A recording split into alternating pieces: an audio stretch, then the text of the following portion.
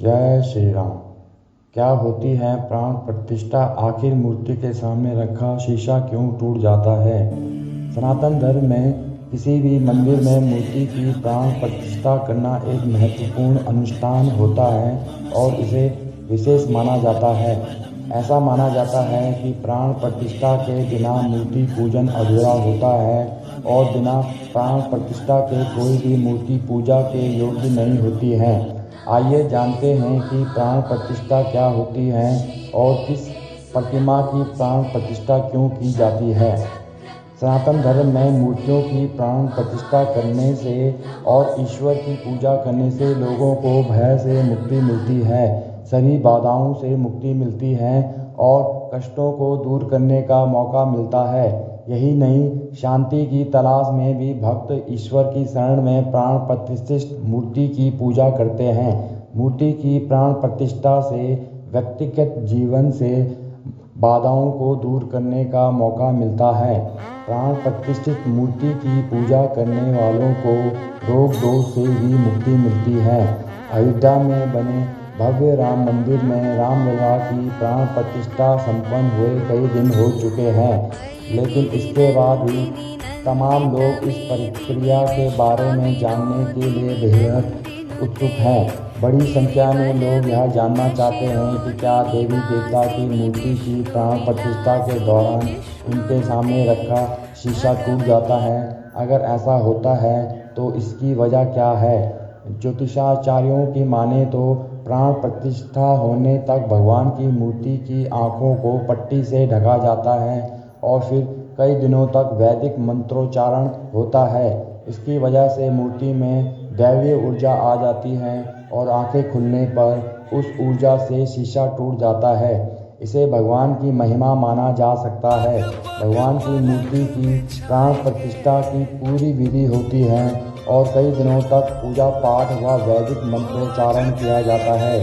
कई जगहों पर प्राण प्रतिष्ठा के अंतिम चरण में एक शीशा मूर्ति की आंखों के सामने रखा जाता है, जो प्राण प्रतिष्ठा संपन्न होने के बाद दैवीय ऊर्जा से टूट जाता है।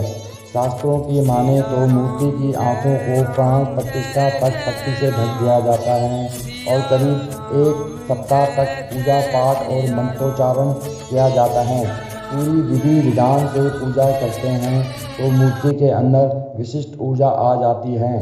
शीशा रखने की प्रक्रिया प्राण प्रतिष्ठा का आखिरी चरण है। प्राण प्रतिष्ठा होने के बाद जैसे ही मूर्ति की आंखों से पट्टी हटाई जाती है, वैसे ही मूर्ति से विशिष्ट ऊर्जा निकलती है। यह ऊर्जा इतनी तेज होती है कि उसके सामने रखा शीशा टूट जाता है। शास्त्रों में इस प्रक्रिया को चक्षु उन्मीलन कहा जाता है। वैदिक मंत्रोच्चारण के साथ प्राण प्रतिष्ठा होने से मूर्ति में विशिष्ट ऊर्जा का संचार होता है और प्राण प्रतिष्ठा संपन्न होने तक भगवान के चरणों की ओर देखना चाहिए। इसके बाद ही भगवान के शरीर और चेहरे को देखना चाहिए। कई जगहों पर प्राण प्रतिष्ठा के दौरान मूर्ति के सामने शीशा रखा जाता है, जबकि कई जगहों पर ऐसा नहीं किया जाता है। प्राण प्रतिष्ठा कराने के लिए वैदिक मंत्रोच्चारण कराना बहुत जरूरी होता है। इसके बिना यह प्रक्रिया अधूरी मानी जा सकती है। प्राण प्रतिष्ठा के बाद मूर्ति जीवंत हो जाती है और प्राण प्रतिष्ठा के बाद की मूर्ति की झलक देखने लायक होती है। प्राण प्रतिष्ठा के बाद मूर्ति भव्य हो जाती है। अगर किसी देव प्रतिमा की स्थापना मंत्रोच्चारण के साथ हो और प्रतिदिन उनकी पूजा न हो तो इस तरह यह ऊर्जा को सोखने लगती है और आसपास रहने वालों को भारी हानि हो सकती है। दुर्भाग्यवश बहुत से मंदिर ऐसे ही हो गए हैं क्योंकि वहाँ उचित प्रकार से रख रखाव नहीं किया जाता।